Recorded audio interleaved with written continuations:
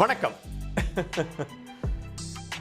வாழ்க்கையில வரக்கூடிய கஷ்டமான சூழல் நம்ம வீழ்த்துறதுக்கா இல்ல வீறு நட போட வைக்கிறதுக்கா?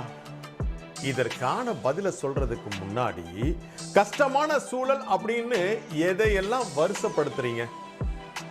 முதல்ல நீங்க எல்லாரும் சொல்றது என்ன தெரியுமா? மன கஷ்டம். மன கஷ்டம் மறந்திட முடியாதுதான். அதே போல மறந்திடவும் முடியாதது. உங்களுடைய மன கஷ்டத்திற்கு நீங்க தான் பொறுப்பு.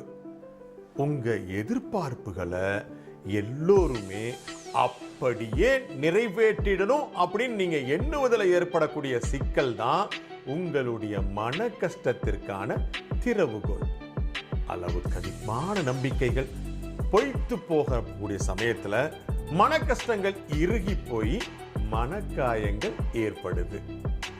நிறைவேறாத ஆசைகளை வளர்த்து பொய்யான வாழ்க்கைக்கு உங்களை தயார்படுத்தி அது நிறைவேறாம போகும்போது உங்களுடைய மனக்காயங்கள் நிரந்தர வடுக்களா மாறி போயிருது.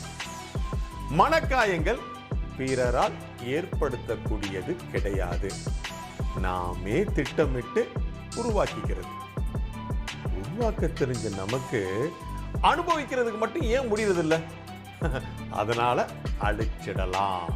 ஆரம்பிக்கும் போதே அழிச்சிடலாம். மனக்காயமல் அப்படிங்கிற ஒண்ணு நம்ம வாழ்க்கையில இருக்க போறதில்லை அப்படின்னு வாழ்ந்தும் பார்த்தலாம்.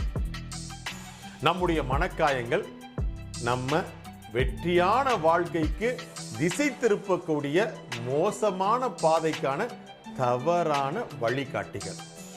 வாழ்க்கையில மட்டுமல்ல, நம்முடைய எண்ணங்களிலும் எதிர்பார்ப்புகளை கட்டாயப்படுத்தாமல் வாழத் தொடங்கினாவே போதும்.